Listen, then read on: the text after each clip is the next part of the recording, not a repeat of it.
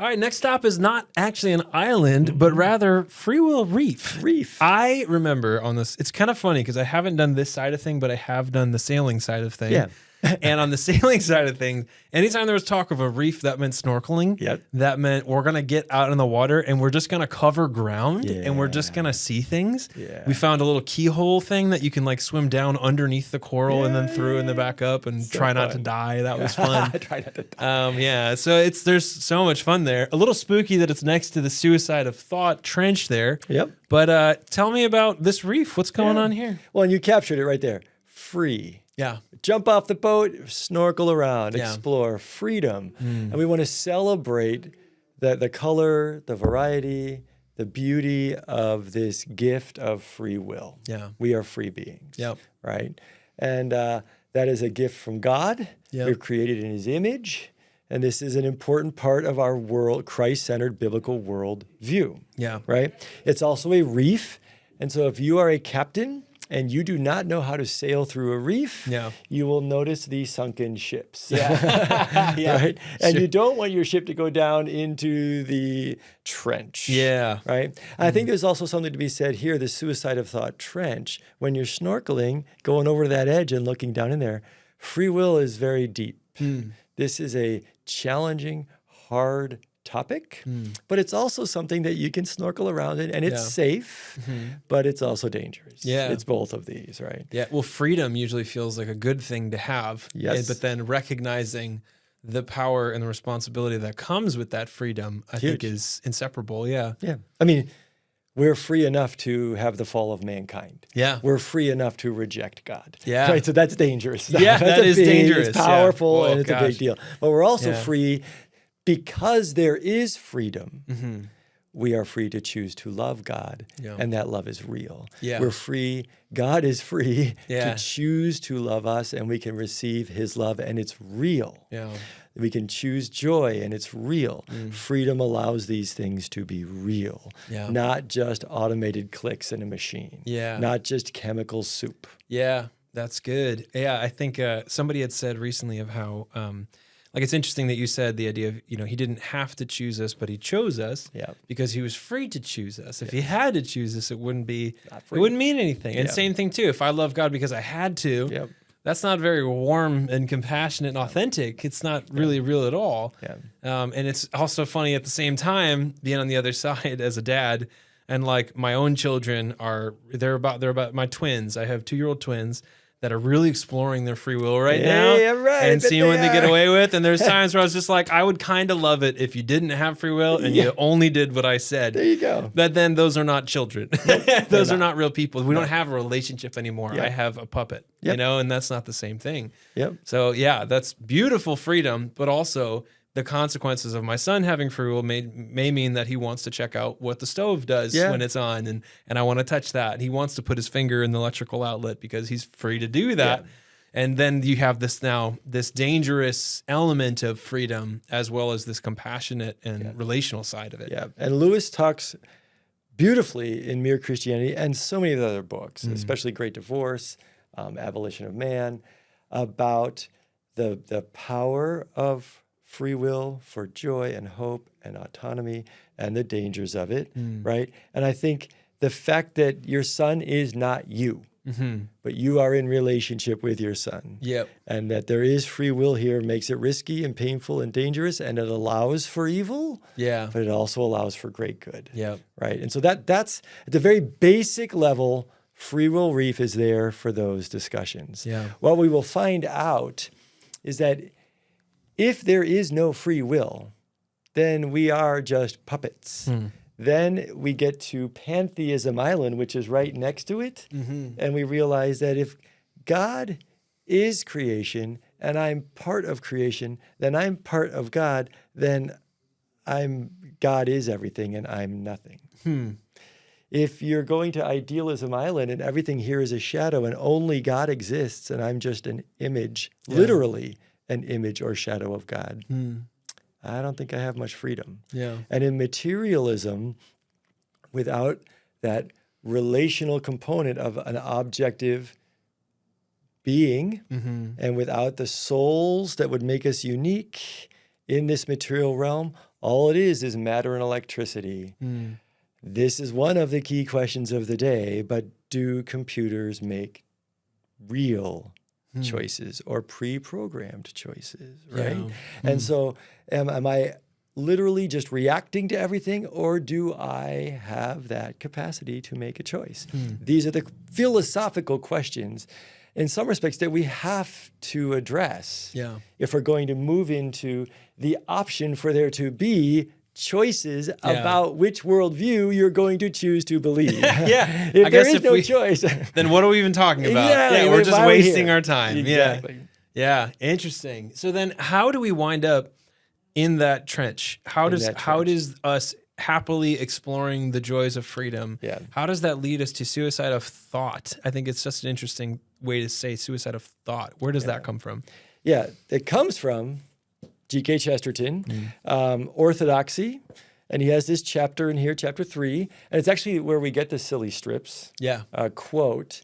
And in there, Chesterton leads the reader in his own wonderfully, beautifully unique way into the suicide of thought. So he defines what it is. There is a thought that stops thought. That is the only thought that ought to be stopped. Yeah, okay. Go Chesterton. Yeah, wow. He helps us understand what it is, takes us into it, and then takes us out of it. And I think that's an important part of this curriculum.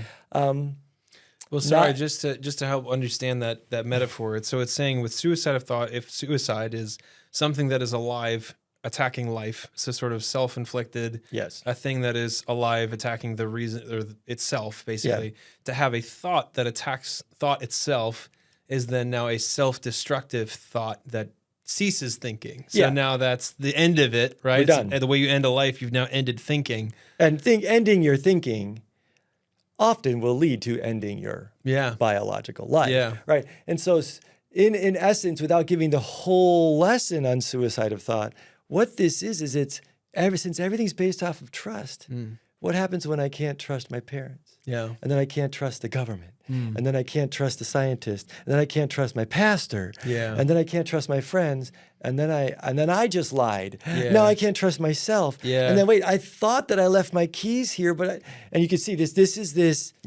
deep spiral abyss. Right. And people get to a place where like, oh no, I can't even trust myself anymore. Right.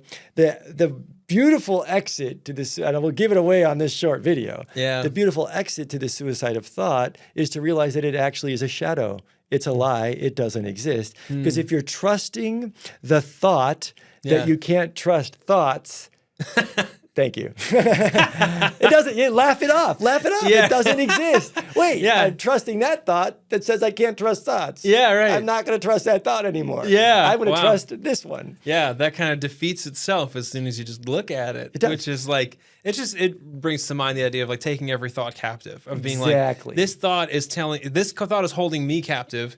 But hold on a second. Let me put you under the interrogation lamp. Who do you work for? Exactly. You know? Who do you work for? It's a lie. From the pit, the abyss. So you could send it right back where it came from. And so there is this very scary, very serious, very ominous tone to suicide of thought trench because people have been trapped there. Ships have gone down. Lives have capsized there. Right. At the same time, to come to that epiphany, to take your crew to look down that trench and say, hey, this is a lie. We can sail right across this. And if you're stuck there right now, let's trust some other thoughts. Let me give you some other trustworthy thoughts, because that one's not trustworthy, obviously. Well, I feel like with so like those axioms, those objective truths, those things that we're like, they're anchors, they're stakes in the ground. They're things that keep us from just getting washed away. So if you're in that spot where now it's like, well, I can't trust this or this or this or this, and then I have nothing to cling to, it's as if you are falling and you can't grab a rope or a branch or a rock. It's just, you're just sinking. You're sinking. So what's let's say we're in discussion as a group right now, and we're talking about all these things saying, hey, you know what? I feel like as life goes on, I'm just continuing to feel betrayed and backstabbed by everything I used to rely on. What's like the first step? I mean, recognizing obviously that is a lie in itself. But then now, how do we develop ways, like what can we cling to? You know, like what's the first step to guide someone back towards something they can grip onto to keep them from just keep on sinking? Yep. Well, the first thing is that Jesus sunk the lowest. If you keep sinking, you'll actually just find him. He is the one who finds us. He rescues us. He seeks us and finds us. And that's going to be hard for people in suicidal thought to trust, but at the same time, he's there. He's with us in the valley of the shadow of death. Right. And so that David can't go anywhere to flee from his spirit. So I think that's an important thing that will be discovered for those who survive this. And then the way to the direct answer to your question is, this is why we need to be trustworthy. This is why we help people understand why Scripture is trustworthy. This is why we live lives that are authentic with integrity so that people can have people to go to that are trustworthy. This is why we have churches that are safe and healthy and honoring and loving, right? And the immediate response is that's where love. Love is trustworthy. Now, love breaks our hearts because we mess it up. But everybody needs love. And love is what is going to make it safe. And love is what's going to help that sinking person. And that's who God is. He is love. Look at that guy. He's going for some love. He loves his car. Hey, let's go. Right. So does that answer that enough for this short podcast? And that's beautiful how you're saying that, you know, the importance of being trustworthy is that if everything else that you were trusting in has failed, being someone that someone can hang on to, saying, I know that you can get me out of this. I've just recently, as a pastor, having someone who called me because he's like, I have no one else to call. I have no one else to talk to. And things are really, really bad. And I just felt as he was talking, I'm like, he's in absolute despair right now. He has nothing to cling to. And I just remembered saying like, hey, if the second you need, if you're out of options and you got nowhere else to go, you call me, you know, and he knows me and he knows he can trust me. Like you call me, I will show up for you. I am someone you could trust. And the reason you could trust me is because I am following Jesus. There it is. And if I have to be the one holding his hand in your hand to connect the two, so be it. But then hopefully I can bring you up, connect the hands, and now you have your own anchor, you know, something more than just me. That's more trustworthy than I am.